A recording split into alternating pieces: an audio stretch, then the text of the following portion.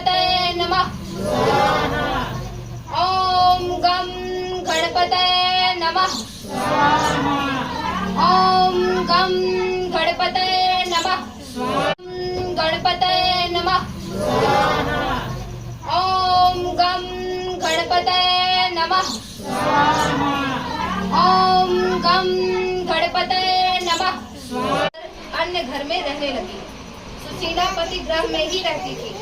अपने पुत्र व पुत्री का पालन करने लगी। उसकी कन्या के मुख से मूंगा मोती गिरने के कारण सुशीला के पास थोड़े ही समय में काफी धन इकट्ठा हो गया। चंचला इस कारण उससे जलने लगी थी। एक दिन चंचला ने हत्या करने के इरादे से सुशीला की पुत्री को कुएं के अंदर फेंक दिया।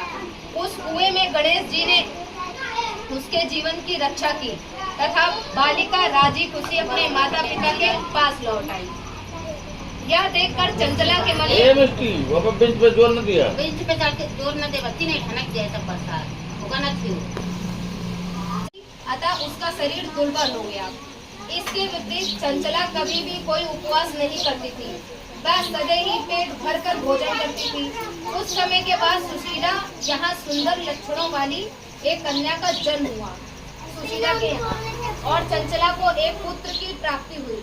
इस बात को लेकर चंचला सुशीला को ताना मारकर बोली, अरे सुशीला, तूने इतने उपवास करे, अपने शरीर को दुर्बल बनाया, पतला बना लिया, फिर भी तूने एक दुर्बल कन्या को ही जन्म दिया। ग्रहण करनी चाहिए। गणेश जी ने उत्तर देते हुए कहा कि हे माते, वैशाख माह में कृष्ण पक्ष की चतुर्दशी को यह व्रत करना चाहिए। उस दिन वक्रतुंड नाम के गणपति जी की आराधना करके कमल गट्टे के हलवे का भोजन ही करना चाहिए। राजा युधिष्ठिर ने द्वापर युग में इस प्रश्न को पूछा था और जो कुछ भगवान कृष्ण ने कहा था उसका वृतांत मैं आपको बताता हूँ। आप ध्यान पूर्वक सुने।